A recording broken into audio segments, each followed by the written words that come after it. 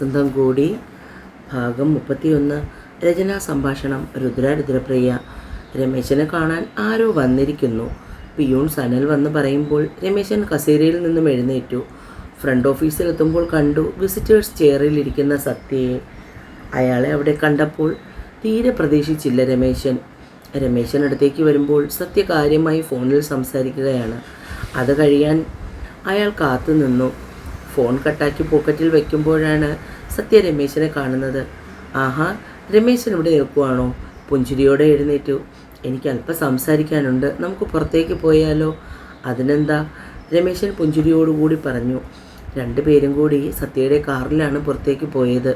Coffee ഷോപ്പിൽ ഇരിക്കുമ്പോൾ രമേശനോട് കാര്യങ്ങൾ എങ്ങനെ അവതരിപ്പിക്കുമെന്നായിരുന്നു സത്യയുടെ ചിന്ത. രമേശ, എനിക്കെങ്ങനെ തുടങ്ങണമെന്നറിയില്ല. എന്നെയും നന്ദുവിനെയും സംബന്ധിക്കുന്ന കാര്യങ്ങൾ നിങ്ങൾക്കെല്ലാവർക്കും അറിയാം. സംഭവിക്കാൻ പാടില്ലാത്തതാണ് സംഭവിച്ചത്. എനിക്കതിൽ ഒരു ഭാഗം പോലും എന്നെ ന്യായീകരിക്കാൻ കഴിയില്ല എന്നും അറിയാം. പക്ഷേ എനിക്ക് അവളെ വേണം. രമേശ, എന്നെ അതിന് സഹായിക്കണം. അവളില്ലെങ്കിൽ എനിക്ക് ഭ്രാന്ത് പിടിക്കും. ചെയ്തു പോയ തെറ്റിനെക്കുറിച്ച് ഓർത്ത് ഞാനിപ്പോൾ നീറുകയാണ്. രമേശൻ എന്നെ സഹായിക്കില്ലേ? സത്യയുടെ വിഷമം കണ്ടപ്പോൾ രമേശന് വേദന തോന്നി. അതിനേക്കാൾ സങ്കടം തോന്നി അവൻ്റെ മുന്നിൽ വയറും താങ്ങി നിൽക്കുന്ന സഹോദരിയുടെ അവസ്ഥയോർത്ത്. സത്യ, നിങ്ങളുടെ കുടുംബത്തിൽ നിന്നും ഈ ഒരു ആലോചന വന്നപ്പോൾ ഞങ്ങൾ എതിർത്തപ്പോൾ സമ്മതം പറഞ്ഞത് അവളാണ്, നന്ദു. പിന്നീട് വിവാഹം കഴിഞ്ഞ് ആ കുടുംബത്തിലേക്ക് വന്നപ്പോൾ അവളുടെ ഭാഗ്യമായി എല്ലാവരും പറഞ്ഞു. പക്ഷേ ഒരു സുപ്രഭാതത്തിൽ ആ വീട്ടിലെ ആരുമല്ലാതെയായി അവൾ തിരികെ എത്തിയപ്പോൾ ഇതോ ബന്ധുക്കൾ തന്നെയാണ് അവളെ കുറ്റപ്പെടുത്താനും മുന്നിൽ നിന്നത്. അവൾ ഗർഭിണിയാണെന്നറിഞ്ഞപ്പോൾ അതിനെക്കുറിച്ചായി. ഇത്രയൊക്കെ എൻ്റെ പെങ്ങൾ സഹിച്ചത് നിങ്ങളോടുള്ള സ്നേഹം കൊണ്ട് മാത്രമാണ്. ഇപ്പോഴും അവളുടെ മനസ്സിൽ നിങ്ങൾ മാത്രമേ ഉള്ളൂ. നിങ്ങളില്ലാത്ത ജീവിതത്തെക്കുറിച്ച് അവൾക്ക് ചിന്തിക്കാൻ പോലും കഴിയില്ല. നിങ്ങൾ ഒന്നിച്ചു ചേർന്ന് ജീവിക്കണമെന്നാണ് ഞങ്ങളുടെ എല്ലാവരുടെയും ആഗ്രഹം. പക്ഷേ അത് നടക്കുമോ എന്ന് മാത്രമേ ഉള്ളൂ സംശയം. എൻ്റെ പെങ്ങൾ സന്തോഷത്തോടെ ജീവിക്കണമെന്ന് തന്നെയാണ് എൻ്റെ മനസ്സിൽ. അതുകൊണ്ട് നിങ്ങൾ തമ്മിൽ ചേർന്ന് നല്ലൊരു ജീവിതം ഉണ്ടാകുന്നതിന് എന്ത് സഹായമാണ് ഞാൻ ചെയ്യേണ്ടതെന്ന് പറഞ്ഞാൽ മതി. കൂടെ കാണും അവസാനം വരെ. അത് നിങ്ങളുടെ പണമോ പ്രഥമമോ കണ്ടിട്ടല്ല. നിങ്ങളെ കഴിഞ്ഞാൽ എൻ്റെ അനിയത്തിക്ക് ഒരു ജീവിതം ഉണ്ടാവില്ല. അവളുടെ ജീവിതത്തിലേക്ക് വീണ്ടും ഒരു വസന്തകാലം വന്നു ചേരണം. അതിനുവേണ്ടി ഞാൻ നിങ്ങൾക്കൊപ്പം കാണും. ആത്മാഭിമാനം കുറച്ച് കൂടുതലാണ് അവൾക്ക്. കുറച്ച് ബുദ്ധിമുട്ടേണ്ടി വരും അവളെ നിങ്ങളുടെ വഴിക്ക് കൊണ്ടുവരാൻ. ഞാൻ അതിനെക്കുറിച്ച് പറയാനാണ് വന്നത്. രമേശൻ എൻ്റെ കൂടെ നിൽക്കണം. എന്താ സത്യയുടെ പ്ലാൻ? അതാദ്യം പറ. കുറച്ച് റിസ്ക്കുള്ള പണിയാണ്. ആദ്യം നന്ദുവിൻ്റെ ഹോസ്പിറ്റലിലെ ജോലി കളയിക്കണം. സത്യ പറയുന്നത് കേട്ടപ്പോൾ രമേശൻ ഞെട്ടിപ്പോയി. സത്യ എന്തൊക്കെയാണ് ഈ പറയുന്നേ? ജോലി കളയിക്കാനോ? അവൾ അറിഞ്ഞാൽ അത് കൂടുതൽ പ്രശ്നങ്ങൾ ഉണ്ടാകില്ലേ? മാർത്താണ്ഡൻ ഡോക്ടറെ കൊണ്ട് അവൾക്ക് കൺവിൻസിങ് ആയ എന്തെങ്കിലും റീസൺ പറയിക്കാം. ജോലി കളയിപ്പിച്ചിട്ട് പിന്നെ രമേശന് ആകാംക്ഷ അടക്കാനായില്ല. നമ്മുടെ കമ്പനിയിൽ കൊള്ളാം, അത് നന്നായി. ഇത് വല്ലതും നടക്കുന്ന കാര്യമാണോ സത്യ? നടത്തണം.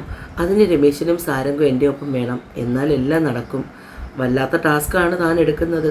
എത്രമാത്രം സക്സസ് ആകുമെന്നൊന്നും അറിയില്ല. എന്തായാലും ഓൾ ദ ബെസ്റ്റ്. അവളെ കുറേ വെള്ളം കുടിപ്പിച്ചതല്ലേ?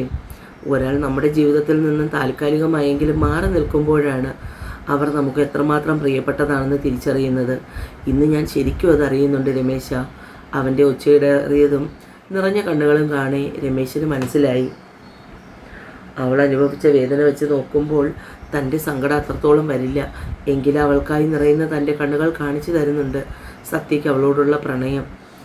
നിങ്ങൾ തമ്മിൽ സന്തോഷത്തോടെ ജീവിതം ഉണ്ടാകാൻ ഞങ്ങൾ ആഗ്രഹിക്കുന്നു. ചില എടുത്തുചാട്ടവും തെറ്റിദ്ധാരണയും നിങ്ങളുടെ ജീവിതം ഇങ്ങനെയാക്കി. അതൊക്കെ മാറി സന്തോഷം നിറയാൻ ഞങ്ങൾ എന്തിനും കൂടെ കാണും. രമേശൻ്റെ വാക്കുകൾ കേട്ടപ്പോൾ മനസ്സിലെ ഭാരം മുഴുവനും ഒഴിഞ്ഞു പോകുന്നത് പോലെ തോന്നി സത്യയ്ക്ക്. എല്ലാം നേരെയാകണേ എന്നവൻ മനമുരുകി പ്രാർത്ഥിച്ചു. സാരംഗിനോടും രമേശനോട് പറഞ്ഞതുപോലെ തന്നെ കാര്യങ്ങൾ അവതരിപ്പിച്ചു. നീ പറഞ്ഞത് ശരിയാണ്, പക്ഷെ വർക്കൗട്ടായാൽ നന്നായിരിക്കും. അതല്ല, ജോലി പോകുന്നതിന് പിറകിലെ കാരണവും നീയാണെന്നറിഞ്ഞാൽ ചിലപ്പോൾ ഇപ്പോൾ കാണിക്കുന്ന ഈ അടുപ്പം പോലും കുറഞ്ഞേക്കാം. അതുകൊണ്ട് എന്ത് ചെയ്യുമ്പോഴും 2 തവണ ആലോചിച്ച് അതിനുശേഷം ചെയ്യുന്നതായിരിക്കും നല്ലത്. എടാ, കുഴപ്പമൊന്നും ഉണ്ടാകില്ല. നീ രമേശന് എൻ്റെ കൂടെ നിന്ന് കഴിഞ്ഞാൽ കാര്യങ്ങളെല്ലാം ഈസി ആയിട്ട് നടക്കും എന്നാണ് എൻ്റെ മനസ്സ് പറയുന്നത്. എനിക്ക് പറ്റുന്നില്ല അവളില്ലാതെ. എൻ്റെ കുഞ്ഞ്, നീ വിഷമിക്കാതെ സത്യ, എന്തിനും ഞാനുണ്ടാവും നിൻ്റെ കൂടെ. മീറ്റിംഗ് കഴിഞ്ഞ് നിന്നാണ് മാർത്താണ്ഡ ഡോക്ടർ ഹോസ്പിറ്റലിൽ വരുന്നത്. നേരത്തെ വിളിച്ചു പറഞ്ഞതനുസരിച്ച് സത്യ ഡോക്ടറെ കാണാൻ ഹോസ്പിറ്റലിലെത്തി. മാക്സിമം നന്ദുവിനെ കാണാതിരിക്കാനും ശ്രദ്ധിച്ചു. എന്നാൽ ലീലാമ്മ സിസ്റ്ററിനെ കാണാൻ വരുമ്പോൾ ലിഫ്റ്റിൽ നിന്ന് ഇറങ്ങുമ്പോൾ കണ്ടു ഡോക്ടറുടെ വിസിറ്റിംഗ് റൂമിൽ ഇരിക്കുന്ന സത്യയെ.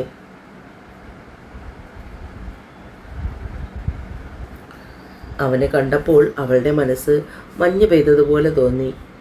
ഇതെന്താ മാർത്താണ്ഡൻ ഡോക്ടറെ കാണാൻ വീണ്ടും വന്നിരിക്കുന്നത്? ഇനി വല്ലായ്മ എന്തെങ്കിലും ഉണ്ടോ? അറിയാനുള്ള ആകാംക്ഷ ഏറെയായി. പിന്നെ അത് നിയന്ത്രിച്ച്. വയറിനുള്ളിൽ കുഞ്ഞിൻ്റെ നേരിയ ചലനം. അച്ഛൻ്റെ സാമീപ്യം അമ്മയിൽ നിന്നും കൃത്യമായി അറിയുന്നുണ്ട്. പതിയെ വയറിൽ മെല്ലെ തലോടി. അതിനുശേഷം ലീലാമ്മ സിസ്റ്ററിൻ്റെ റൂമിലേക്ക് പോയി. എന്താണോ തനിക്ക് എന്നെ കണ്ടിട്ട് ഇത്ര അത്യാവശ്യം? എന്തെങ്കിലും ബുദ്ധിമുട്ടുണ്ടോ? സത്യയെ തന്നെ സൂക്ഷിച്ചു നോക്കിക്കൊണ്ട് ഡോക്ടർ ചോദിച്ചു. എനിക്ക് ഡോക്ടറോട് അല്പം പേഴ്സണലായാണ് സംസാരിക്കാനുള്ളത്. അതിനിവിടെ ശരിയാകുമോ? മുഖവരിയോട് കൂടിയുള്ള സത്യയുടെ ചോദ്യം കേട്ട് ഡോക്ടർ കസേരയിൽ അമർന്നിരുന്നു.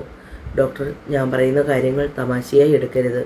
ഞാൻ എൻ്റെ മനസ്സിലുള്ളത് ഡോക്ടറോട് നേരത്തെ തന്നെ പറഞ്ഞതാണ്. ശ്രീനന്ദയെ എൻ്റെ ജീവിതത്തിൽ തിരികെ കൊണ്ടുവരാൻ എന്തെങ്കിലും ഒരു മാർഗം ഡോക്ടറുടെ കീഴിലുണ്ടോ? ഡോക്ടർ അതിന് നേർമയായി പുഞ്ചിരിച്ചു. കയ്യിലിരുന്ന മാണിക്യം കുപ്പയിലേക്ക് വലിച്ചെറിഞ്ഞ് വീണ്ടും അതിൽ ഇറങ്ങിയിരിക്കുകയാണോ സത്യ? ഡോക്ടർ പറഞ്ഞതല്ല പുച്ഛം എനിക്ക് മനസ്സിലാകും. പക്ഷേ എൻ്റെ അവസ്ഥ എനിക്ക് തന്നെ തിരിച്ചറിയാൻ കഴിയാതെ പോയി. ഇപ്പോൾ അവളില്ലാതെ എൻ്റെ ജീവിതം മുന്നോട്ട് കൊണ്ടുപോകാൻ കഴിയില്ല എനിക്ക്. വേണമെന്ന് തോന്നുമ്പോൾ എടുത്ത് മാറോട് ചേർക്കാനും വേണ്ടെന്ന് തോന്നുമ്പോൾ വലിച്ചെറിയാനും തോന്നുന്ന ഒരു കളിപ്പാട്ടമല്ല സത്യ ശ്രീനന്ദ. ചോരയും നീരവും ആത്മാഭിമാനവും കൂടുതലുള്ള ഒരു പെണ്ണാണ്.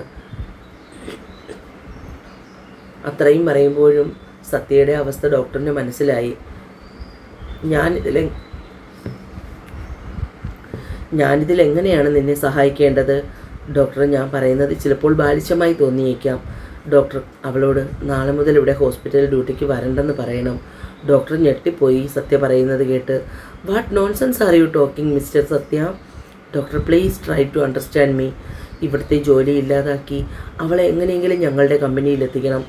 രണ്ടിടത്തായി ഇരിക്കുമ്പോൾ ഞങ്ങൾ തമ്മിലുള്ള അകലം കൂടുകയുള്ളൂ. മറിച്ച് അവൾ എനിക്കൊപ്പം കമ്പനിയിലുണ്ടെങ്കിൽ ഞങ്ങൾ തമ്മിൽ അടുക്കുവാനും എളുപ്പമാണ്. ഒരു സഹായം ഡോക്ടർ എനിക്ക് ചെയ്തു തരണം. ഇടോ, ഇതൊക്കെ വെളുക്കാൻ തേച്ചത് പാണ്ടാവുന്ന തരമാകും. ഇപ്പോഴുള്ള അകലം കൂടുകയേ ഉള്ളൂ. ഇല്ല ഡോക്ടർ, എൻ്റെ മനസ്സ് പറയുന്നു അവൾ എൻ്റെ ഒപ്പം ഉണ്ടെങ്കിൽ ഞങ്ങൾ തമ്മിൽ വീണ്ടും ഒരുമിക്കുമെന്ന്. എനിക്ക് ഉറപ്പ് പറയാൻ കഴിയില്ല. എന്ത് റീസൺ പറഞ്ഞാണ് ഞാൻ അവളെ ഇവിടെ നിന്നും ഒഴിവാക്കുന്നത്? അതൊക്കെ ഡോക്ടർ എന്തെങ്കിലും കാരണം പറഞ്ഞ് ചെയ്താൽ മതി. ഇത്രയും ഉപകാരം ഡോക്ടർ എനിക്ക് ചെയ്തു തരണം പ്ലീസ്. വല്ലാത്തൊരു ധർമ്മസങ്കടത്തിലാണ് താൻ എന്നെക്കൊണ്ട് എത്തിച്ചിരിക്കുന്നത്. ഇക്കാര്യം ഏത് രീതിയിൽ കൈകാര്യം ചെയ്യണമെന്ന് എനിക്കറിയില്ല. എന്നാലും മാർത്താണ്ഡൻ ഡോക്ടർ പെട്ടെന്ന് ഇങ്ങനെ ഒരു തീരുമാനമെടുക്കുന്നത് എന്താണെന്നാണ് എനിക്ക് മനസ്സിലാവാത്തത്. ഡോക്ടർക്ക് നിന്നോട് വലിയ ഇഷ്ടവുമാണ്.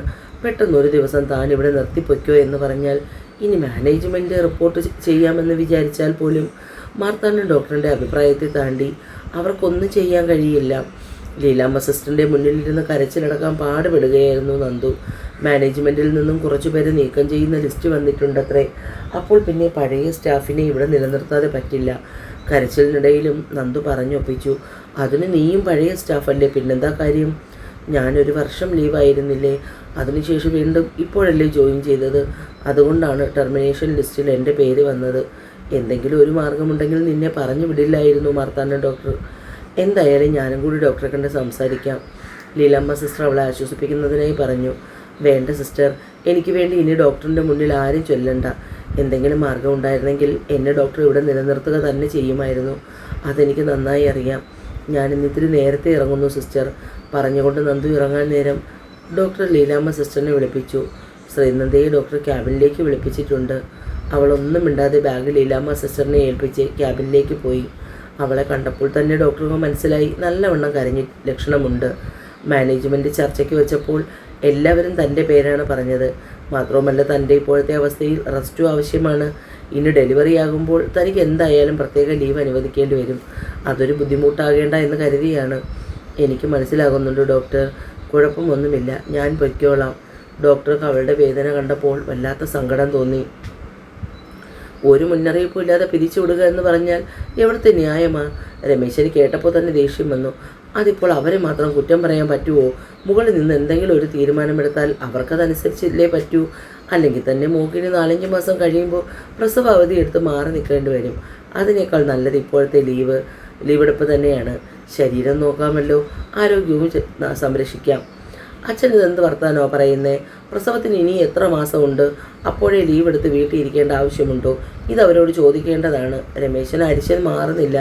വഴക്കിനൊന്നും പോകണ്ട രമേശ. അവൾ ജോലി ചെയ്ത ശമ്പളം കൊണ്ട് വേണോ നമുക്ക് ജീവിക്കാൻ? ഇനി അങ്ങോട്ട് ബുദ്ധിമുട്ടുകൾ കൂടി വരും. അപ്പോൾ ജോലിക്ക് പോകാതിരിക്കുന്നതാണ് നല്ലത്.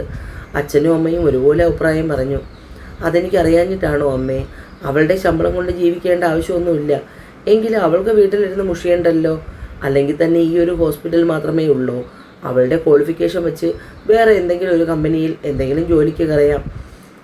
അതൊന്നും ഇനി വേണ്ട, ശരിയാവുകയില്ല. എന്തായാലും ഇതിപ്പോൾ നന്നായി എന്ന് കരുതിയാൽ മതി. പ്രസവാവധി അല്പം നേരത്തെയായി.